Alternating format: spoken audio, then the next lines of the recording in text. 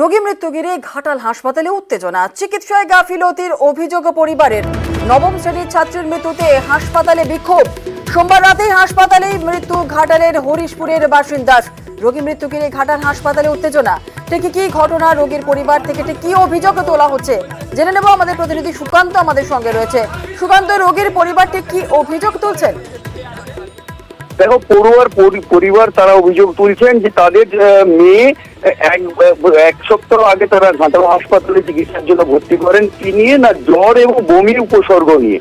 এবং তারপর বেশ কয়েকদিন চিকিৎসা চলার পর শনিবার দিন ছাত্রীকে ছুটি দিয়ে দেওয়া হয়। হাসপাতাল কর্তৃপক্ষ জানিয়ে দেয় যে ও সম্পূর্ণ সুস্থ, তাই বাড়ি নিয়ে চলে আসে পরিবারের লোকেরা। এবং তারপর হঠাৎ পরের দিনই আবার অসুস্থ বোধ করে, তারপরে আবার ঘাটাল হাসপাতালে নিয়ে যাওয়া হয় এবং সেখানে চিকিৎসাধীন অবস্থায় সোমবার সন্ধ্যাবেলায় চিকিৎসকরা জানিয়ে দেন যে একে অন্য জায়গায় স্থানান্তরিত করা হবে।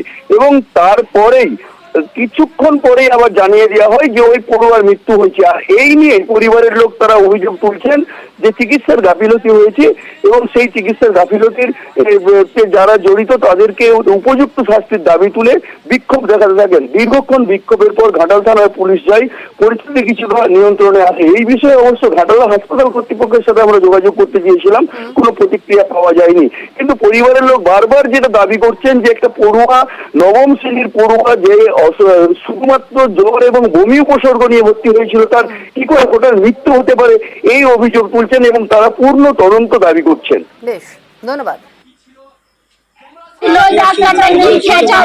আমার মেয়েটা সকাল অব্দি খুব ভালোই ছিল, কোমর ঘুরাচ্ছিল, নিচে উঠে বসলো, সারা রাত দুটো রক্ত গেছে, শুধু রক্ত গেছে, আর কোনো দেখতে পাচ্ছি কোনো কিছু।